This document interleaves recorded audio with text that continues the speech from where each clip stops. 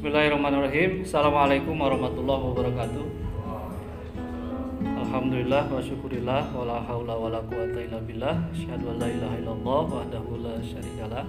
Wa asyhadu anna Muhammadan abduhu wa rasuluh. Alladzi la nabiyya ba'da. Yang pertama kami ucapkan terima kasih kepada ICRC, Pak Domini, Pak Nas, Pak Nobri, Pak Jezen dan kawan-kawan yang lain. Kemudian juga ke panitia dari UIN Pak ya, yang sudah mengundang kami. Terima kasih atas kesempatan yang diberikan. Pertama kami memperkenalkan diri di antara peserta di sini. Mungkin kami satu-satunya ini dari kependidikan. Tadi dikenalkan oleh ini Ibu Dr. Sumaryati M. Hum, ini Kaprodi PPKN UAD sebelum saya. Jadi beliau kaprodinya, saya hanya pengganti Bu ya, hanya pengganti kaprodi. Kemudian dikenalkan bahwa kami dari PPKN dan ini kami berada di antara ahli-ahli hukum Islam. Kemudian juga ada sejarawan muda, Siwanda, alhamdulillah. Karena itu saya ingin berbagi sebelum masuk kepada bagaimana kami di program studi PPKN Pendidikan Pancasila dan Kewarganegaraan UAD melaksanakan hukum humaniter internasional dan hukum Islam.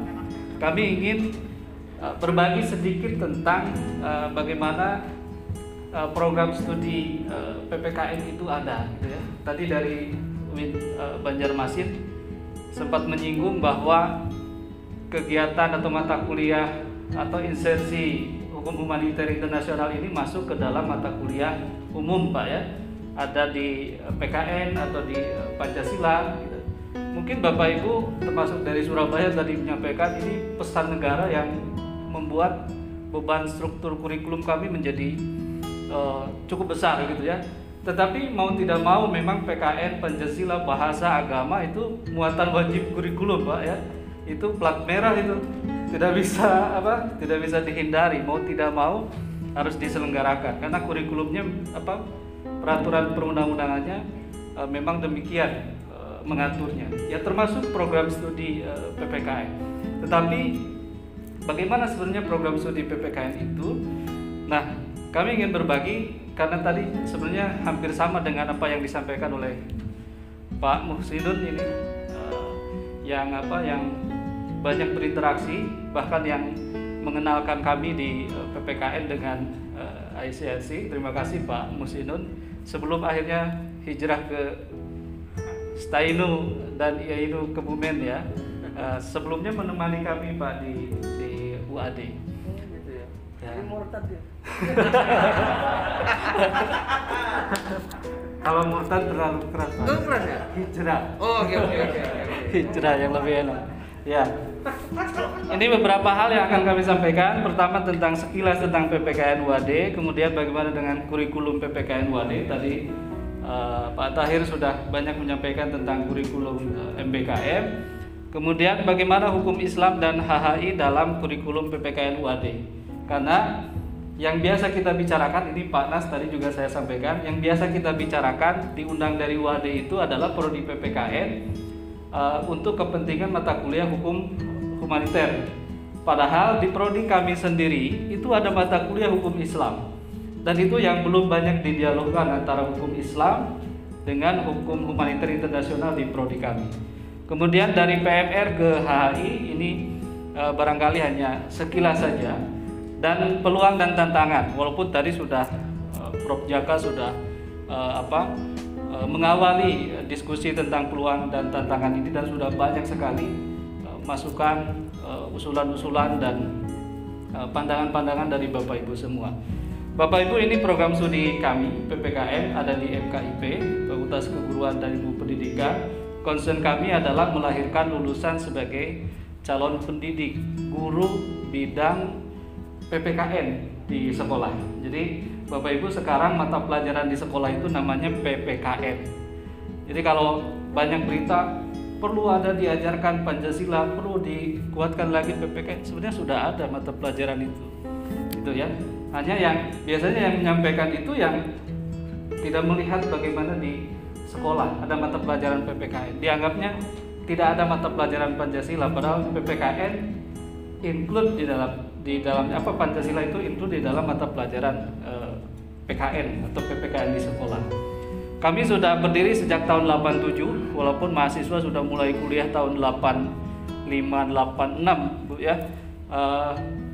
Jadi ini kita hitung berdasarkan surat keputusan mulai terdaftar ya. Dulu masih statusnya terdaftar. Kami dari IKIP Muhammadiyah Yogyakarta yang tahun 94 berubah menjadi Universitas Ahmad Dahlan. Kemudian kami akreditasi A, mudah-mudahan ini kami sedang PEPA Pak. Kalau kemarin kalau dari UIN akan mengajukan ISK konversi dari A ke unggul. Nah kami ini ada problem kemarin karena perpanjangan tidak otomatis, harus masuk ke pemantauan dulu. Tahap 1 tidak lolos, masuk tahap 2 PEPA. Sekarang kami sedang menunggu hasil apakah perpanjangan otomatis atau masuk ke tahap 3.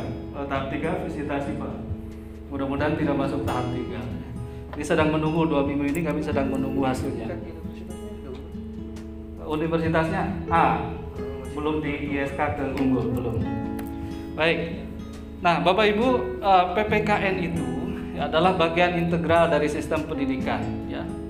Tadi saya sampaikan sebagai program kurikuler di sekolah ataupun di perguruan tinggi, dia pasti menjadi bagian dari yang diajarkan mau tidak mau, karena ketentuan normatifnya, peraturan perundang-undangannya memang demikian.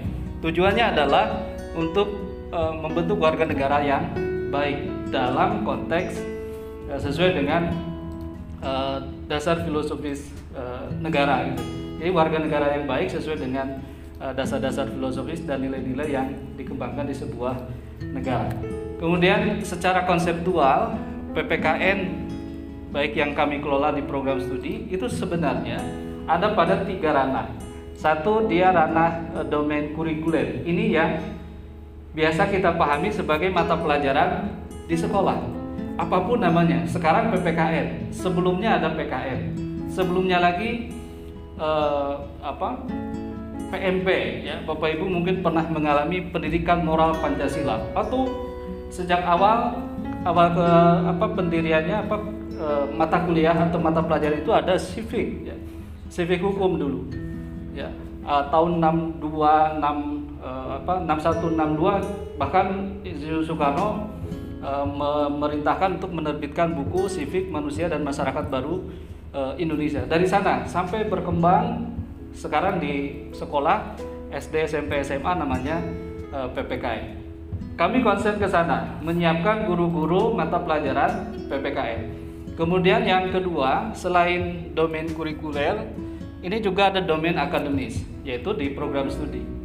Di program studi S1, S2, S3. Alhamdulillah kami sudah ada yang S3 PPKN sementara baru 1 di UPI ya. Ini Pak Trisna yang nanti sesi siang akan menyampaikan juga pengalaman pembelajaran HHI di prodi kami. Gue mahasiswa S3 di UPI ya, di PKN UPI. Kemudian domain sosial kultural ini yang juga menjadi concern kami. Jadi selain menyiapkan guru, kemudian penguatan keilmuan ya S1, S2, S3, juga kami punya tugas bagaimana mengembangkan domain sosiokultural di masyarakat, komunitas-komunitas warga, agar masyarakat, warga negara menjadi warga negara yang terdidik, menjadi warga negara yang baik. Dan ini mata pelajaran PKN sebagai contoh saja, bagaimana sebagai domain kurikuler, mata pelajaran PPKN seperti ini. Kalau ada yang menyampaikan tidak ada Pancasilanya, di sini jelas-jelas ada Pancasila. Bagaimana kami melatih para peserta didik menjadi manusia yang memiliki rasa kebangsaan dan cinta tanah air dalam konteks nilai dan moral Pancasila. Mungkin nilai dan moral ini sama gitu. Ya. Nilai dan moral ini, nilai moral Pancasila ini menjadi sangat penting dan itu menjadi concern di program studi PPKN. Selain unsur-unsur yang lainnya, Undang-Undang Dasar 45, Bhinneka Tunggal Ika dan NKRI, gitu ya. Tujuan umum ini saya kira saya lewati saja. Nah, prodi PPKN selain tadi melahirkan pendidik, guru bidang studi PPKN, juga ini profil lulusan kami adalah menjadi peneliti bidang PPKN, penulis bidang PPKN, dan yang keempat tadi untuk aspek sosiokulturalnya adalah pengembang komunitas-komunitas kewarganegaraan di masyarakat. Banyak komunitas-komunitas warga yang lulusan-lulusan PPKN bisa masuk di sana. Nah, untuk kurikulum program studi PPKN di UAD, Bapak Ibu tadi Pak Tahir sudah menyampaikan apa itu kurikulum. Ya. Kurikulum bukan sekedar struktur mata kuliah, saya kira, tetapi kalau dilihat pengertian dari Permendikbud ini, kurikulum adalah seperangkat rencana, pengaturan mengenai tujuan, isi, bahan pelajaran, serta cara yang digunakan sebagai pedoman penyelenggaraan kegiatan pembelajaran untuk mencapai tujuan pendidikan tinggi. Tantangan-tantangan dan peluang-peluang yang tadi Pak Tahir sampaikan, dari mulai penyusunan materi, RPS, strategi pembelajaran, media, dan sebagainya, itu masuk dalam ranah pengembangan kurikulum. Nah, tentu kurikulum kita susun tadi adalah untuk mencapai tujuan pendidikan tinggi. Ini di yang era sekarang, Bapak Ibu, bagaimana penyelenggaraan pendidikan tinggi yang sangat terikat oleh berbagai aturan, dan sekarang eranya era MBKM, Merdeka Belajar Kampus Merdeka, di mana esensi dari MBKM adalah memberikan kesempatan kepada para mahasiswa untuk belajar 3 semester, Pak. 3 semester di luar program studinya. Itu hak. Nah, itu hak. Tapi program studi harus menyiapkan. Diambil ataupun tidak oleh mahasiswa, hak itu kita berikan. Itu esensinya. Dan bagaimana kita menyiapkan MBKM ini, saya kira termasuk di integrasi hukum humaniter internasional ini tadi juga disampaikan sangat terbuka, luas, ya. Ini peluang, ini bahkan momentum yang baik bagaimana kita misalnya dalam satu bidang kegiatan pembelajaran di MBKM, misalkan pertukaran pelajar. Bagaimana pertukaran pelajar saling menguatkan hukum humaniter internasional. Tadi memang ada tantangan, peluang untuk kita menyeragamkan, paling tidak menyeragamkan materi. Tetapi tentu tiap kampus kan memiliki keunikan yang kadang ada pesan-pesan dari kampus, ya Pak Jaka, ya, dan itu masuk di CPL, ya, capaian pembelajaran lulusan, yang kita bisa saling berkirim mahasiswa, ya, misalkan dari UAD ke UIN ngambil mata kuliah hukum humaniter internasional, atau ke UNIDA tadi di Gontor, bagaimana hukum humaniter internasional di hubungan internasional di UNIDA yang Islamisasi pengetahuan, ya. Nah, itu kan menjadi sangat menarik bagaimana HHI di kampus UNIDA yang berbasis pesantren itu bisa dikembangkan lewat pertukaran mahasiswa atau kegiatan-kegiatan lain, termasuk dengan ICRC, yaitu proyek kemanusiaan. Nah, prodi PPKN UAD itu melaksanakan proyek kemanusiaan karena kemarin kami mendapatkan hibah MBKM itu proyek kemanusiaan, sementara kami bekerja sama dengan PMI Kota Jogja ini yang dulu Pak Muhsinun ada di sana. Gitu. Karena waktu itu sangat terbatas, sehingga yang paling memungkinkan kerjasama dilaksanakan adalah dengan PMI Kota Yogyakarta untuk proyek kemanusiaan. Ini struktur kurikulum kami. Kalau tadi 148 Pak di UIN, ya, di kami 144 SKS itu yang standar nasional. Ya, ikut standar saja 144 SKS. Ada 22 mata kuliah institusional. Bapak dari Surabaya tadi, ini mata kuliah institusional kami 22 SKS jumlahnya, karena selain MKU juga mata kuliah kampus Al-Islam dan Kemuhammadiyahan itu cukup banyak. Kemudian mata kuliah dasar-dasar kependidikan karena kami melatih calon pendidik 12 SKS termasuk praktek magang ke sekolah 1 SKS dan 3 SKS di PLP 1, PLP 2. Kemudian mata kuliah program studi ini 110 SKS mata kuliah pilihan yang harus diambil dari sekian banyak SKS pilihan termasuk hukum humaniter internasional. Kemudian 20 SKS mata kuliah dalam rangka implementasi MBKM. Nah, ini saya kira kurikulum MBKM dan kami mengikuti ini siklus tindak lanjut perbaikan. Kemudian ini tadi Pak Jaka juga sudah sampaikan ada OBE gitu ya, outcome based education, yang itu menjadi standar untuk jaminan mutu dari kurikulum yang dikembangkan oleh program studi kita. Kemudian, nah ini karena kemarin MBKM menuntut adanya perbaikan kurikulum dalam rangka implementasi MBKM, maka mau tidak mau kami harus mengikuti ini, walaupun kami hanya penyesuaian saja karena kurikulum terbaru di 2020 baru saja disahkan, kemudian kami dapat hibah itu, maka kami hanya menyesuaikan saja, melengkapi yang belum ada gitu ya. Nah, tentang hukum Islam dan hukum humaniter internasional dalam kurikulum PPKN UAD ini kami bagi dalam 3 pelaksanaan kurikulum. Tahun 2010 ada hukum Islam, tuh dari awal berdiri memang sudah ada hukum Islam. Ada mata kuliah PMR 2 SKS. Dulu Pak Muhsinun ini yang menjadi tim pengajar di kami dengan tim dari PMI Kota Yogyakarta. Kemudian kurikulum 2015 ada perubahan.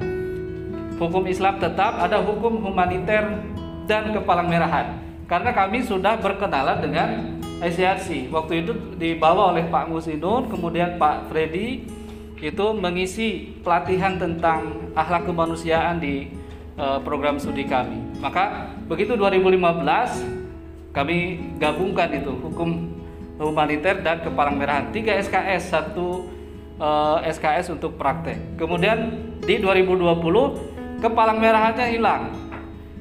Masuklah hukum humaniter internasional. Jadi ini mata kuliah pilihan Bapak Ibu, 2 SKS. Kemudian nah ini gambar saja dari PMR ke HHI bagaimana kami memulai kerjasama dengan PMI kemudian dengan ICRC. Pertama dulu dengan ICRC itu ini pertama kami kenal dengan ICRC adalah pada saat seminar dan lokakarya hukum humaniter internasional. Di sini tentang hukum Islam, HHI dan nilai Pancasila. Ada 3 pembicara dari ICRC, dari dosen Fakultas Hukum UAD, ini sekaligus juga dosen hukum Islam, dan dari UGM Profesor Sujito. Ya.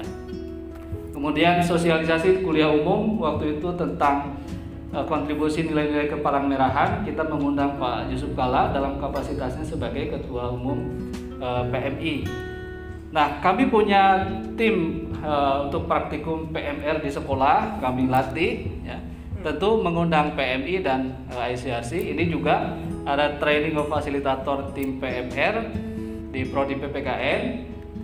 Kemudian MOU antara PMI dan PMI Kota dan FKIP 2015. Sampai sekarang ini sudah diperbarui termasuk dengan ICRC. Dulu 2015 Pak Jejen waktu itu ketemu langsung di kampus 2. Kemudian diperbarui lagi tahun 2021. Jadi baru yang kedua ini pembaruannya belum lama. Kemudian nah ini momentum yang saya kira jadi sangat fenomenal nih Pak Jejen di sini masih sebelum berangkat ke Amerika ya Pak Jejen ya.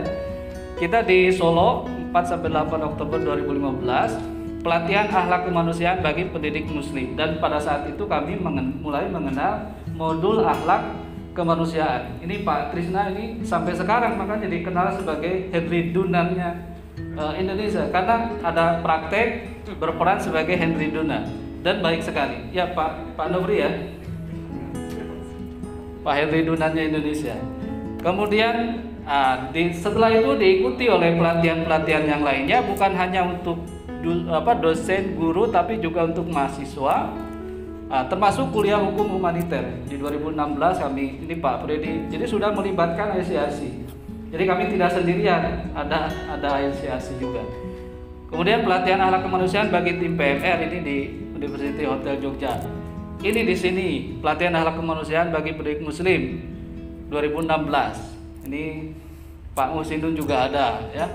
Pak Nofri jelas ada. Ada rapat koordinasi implementasi modul akhlak kemanusiaan di sekolah. Nah, gitu. Ini di sekolah, prakteknya di SMA Muhammadiyah 6. Ada FGD insersi untuk guru-guru. Ada pelatihan lomba akhlak kemanusiaan. Ini antara UAD dengan Yainu, ya. Yang menang Yainu ya. Kalah. Tapi UAD juga ada menangnya, tapi nggak nomor 1. Ya. Kemudian terakhir yang kita laksanakan luring adalah workshop insersi akhlak kemanusiaan ke dalam mata pelajaran PPKN di 2019. Setelah itu masuk pandemi dan baru ketemu lagi hari ini. Waktunya sudah habis, tapi saya ada 2 ini lagi sudah saya sampaikan dulu.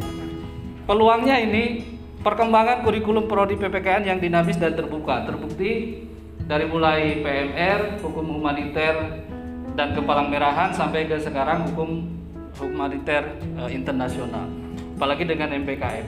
Kemudian ada kerjasama dengan ICRC yang sejak 2015 sampai sekarang. Itu peluang yang sangat besar untuk terus menyebarluaskan hukum humaniter internasional.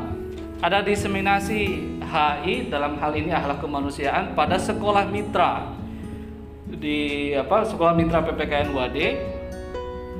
Kita menginsersikan HHI ini, khususnya akhlak kemanusiaan ini pada mata pelajaran PPKN. Kemudian tersedia mata kuliah hukum Islam di kami, kemudian hukum internasional, termasuk juga hubungan internasional sebenarnya, dan pendidikan resolusi konflik walaupun ini pilihan, yang menjadi dasar serta memperkaya hukum humaniter internasional di kampus Islam.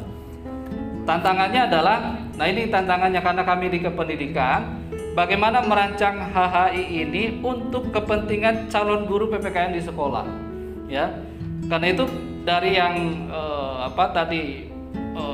hukum banget gitu ya, bagaimana disederhanakan secara psikologis dan ilmiah untuk kepentingan kurikuler di sekolah. Ini yang tantangan bagi kami di prodi PPKN, termasuk diskusi kami dengan tim ICRC yang barangkali nanti siang akan disampaikan lebih lanjut oleh Pak Trisna. Kemudian konteks materi dan perspektif HI keindonesiaan tadi juga sudah disinggung untuk kepentingan program kurikuler di sekolah dan mendorong perubahan CPL dari dominan kognitif ke penguatan nilai-nilai afektif. Jadi barangkali selama ini baru pengetahuan saja, pengetahuan tentang hukum humaniter internasional. Bagaimana itu diarahkan pada penguatan nilai-nilai yang dimiliki oleh yang ada dalam hukum humaniter internasional. Demikian Pak Sasa, terima kasih. Terima kasih. Dan yang sudah diperkenalkan Pak Dikrik, terima kasih banyak Pak Dikrik. Dari tadi ini Bapak Ibu kan ini tema hari ini peluang ya Pak ya. Saya ini sebagai tanda kutip orang baru dan yang sebetulnya sok tahu mau mencari-cari peluang untuk mencari persamaan dari tadi. Sebetulnya apa yang bisa disamakan dan mungkin berangkat dari premis yang salah juga, seakan-akan mau mencari persamaan dan sama cocok-cocokin ketemu jalan keluar. Karena kan sudah nggak gitu. Dan persamaannya sebenarnya agak sulit juga karena persamaannya justru beban berat ya. Dari Titi, Dikbud, ada kampus Merdeka ini udah 2 tahun ya kira-kira 3 tahun. Dari 2020. 2 tahun kira-kira, yaitu tuntutan yang berat dan perbedaannya ya justru banyak gitu. Ada yang dari yang fokus yang sangat pendidikan, ada yang mungkin sangat hukum, sangat fisik, sangat filsafat dan sebagainya macamnya. Jadi cara di jalan tengahnya nggak akan instan Bapak Ibu, dan mungkin nanti ini memang penjembatan saja ke sesi selanjutnya nanti terkait ada beberapa panduan mungkin terkait kurikulum atau bahkan mungkin tidak untuk masalah integrasi mungkin insersi atau bentuk lainnya transformasi mungkin nanti akhiran jadi anak manusia dan lain-lain ya. Banyak opsi, tapi mungkin saya juga mau memancing juga kalau misalnya ada pertanyaan dari Bapak Ibu untuk silahkan